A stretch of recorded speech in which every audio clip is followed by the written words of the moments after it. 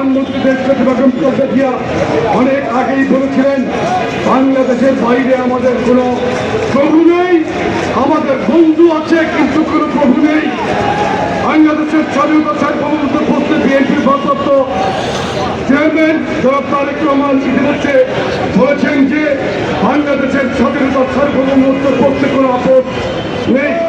আমরাও ভারতকে সেই বার্তাই দিতে চাই, বাংলাদেশের স্বাধীনতা সার্বভৌমত্বের প্রশ্নে কোনো আপদ নেই।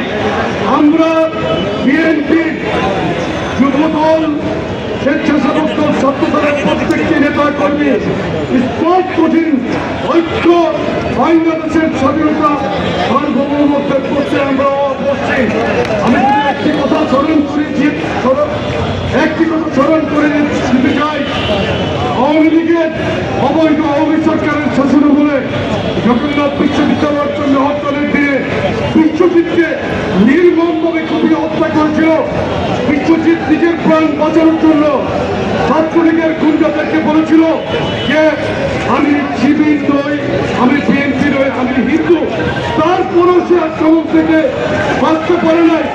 তখন কিন্তু ভারতীয় গদি মিডিয়া এটাকে বলাও করে নাই। তাদের কথিত বুদ্ধিজীবীরা, সাম্প্রদায়িক উস্কানিদাতা বুদ্ধিজীবীরা কিন্তু এটা নিয়ে কোনো বক্তব্য দেয় নাই। কল্পিত রূপকল্পের কাহিনী বলে ইন্ডিয়ার একটা উপস্থাপক আছে বলে বাংলাদেশ থেকে শেষ হয়ে যাবে। আরে ময়ূর, বাংলাদেশ শেষ হওয়ার জন্য জন্ম নেয় নাই। স্বাধীনতার ঘোষণা দিয়ে রবীন্দ্র যুক্ত করেছিল। আমরা প্রত্যেকেই শহীদ রাষ্ট্রপতি জিয়া রহমান উত্তরসূরি।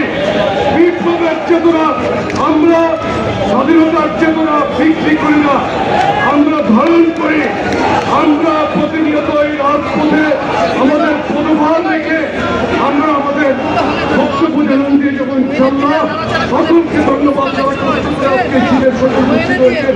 আমরা শান্তিপূর্ণ পরবর্তী পদযাত্রা নিয়ে ভারতীয় হাই কমিশন অফিসে যাব। আপনারা আমাদের সাথে শান্তিপূর্ণ ভাবে থাকবেন। ধন্যবাদ সকল।